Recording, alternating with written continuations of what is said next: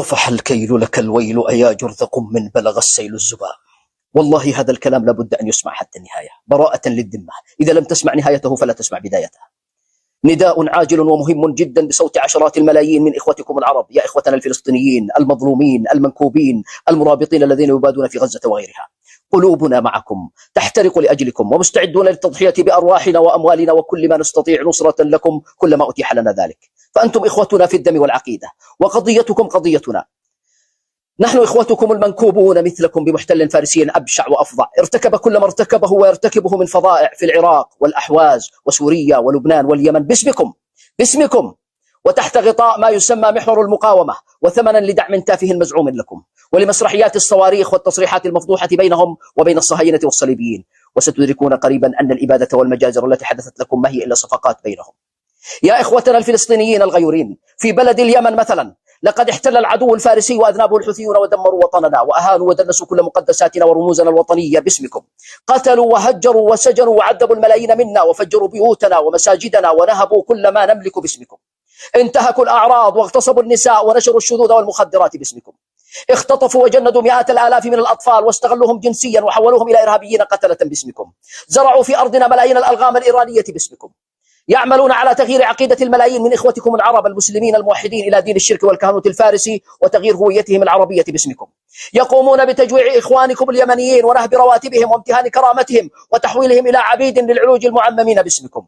وكمثال بسيط، فبمجرد انطلاق عملية غزة بدأ الحوثي مباشرة بقصف منازل المدنيين في تعز، وقتل الأطفال والنساء وحشد ميليشياته الإرهابية باتجاه مأرب تحت راية فلسطين. ومأرب مثل غزة هي ما تبقى من شمال اليمن خارج سيطرة المحتل الفارسي. كما بدأ بطباعة سندات لنهب ما بقي من أموال اليمنيين بذريعة دعم المقاومة لتمويل مشروعه مشروع الموت.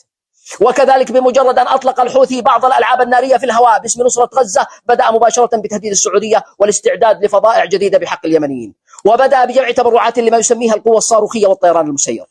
إننا ندفع ثمن كل شعار كاذب أو تصريح أو فقاعة يطلقونها. لقد هتفوا بصرختهم أو بشعار المقاومة الكاذب فوق أشلائنا وعلى أنقاض منازلنا ومساجدنا التي فجروها، كما فعلوا في سوريا حين أبادوا مدنا وقرى واستخدموا الكيماوي ونشروا السوريين أحياء بالمناشير ودفنوهم في مقابر جماعية وهم أحياء تحت شعار المقاومة. إنهم يقتلوننا في اليمن وسوريا ويستهدفون السعودية على أساس أننا يهود، ويقصفون ويحتلون مدننا وقرانا على أساس أنهم يحررون فلسطين. لقد استهدفوا مكة والكعبة نفسها التي هي أقدس من القدس والأقصى بالصواريخ، وداسوا وحرقوا المصاحف تحت هذا الشعار. إننا نتعرض لاحتلال وحرب إبادة دينية عنصرية فارسية مسكوت عنها باسمكم. فما هو موقفكم؟ ما هو موقفكم؟ لا بد من موقف عروبي إنساني لكم يوقف هذا الاستغلال البشع لمعاناتكم ولقضيتكم. إنكم تواجهون الموت بشجاعة في كل لحظة، فماذا تخافون؟ أبرئوا ذمامكم من دماء المسلمين وأعراضهم وأموالهم وتغيير عقيدتهم واحتلال وتدمير أوطانهم، وأعلنوا أنكم لم ولن تستلموا الثمن البخس لكل ذلك. أبرئوا ذمامكم من أولئك المشركين بالله الذين يكفرونكم ويطعنون في عرض نبيكم وفي صحابته ويحرفون ويشوهون دينكم بطقوسهم وخرافاتهم. وكيف تنتظرون نصرا من عدو الله وعدوكم؟ نحتاج إلى رسائل شجاعة من داخل غزة، من تحت الأنقاض ومن الضفة ومن كل فلسطين ومن الفلسطينيين في الشتات، تتبرؤون فيها من أولئك المحتلين القتلة المتاجرين باسمكم. أسقطوا أقنعتهم، لا تستهينوا بالكلمة وبمقاطع فيديو ومنشورات تبرئون بها ذممكم وتنصرون بها إخوتكم، وكلمتكم اليوم معناها عظيم عند الله وعند أمتكم.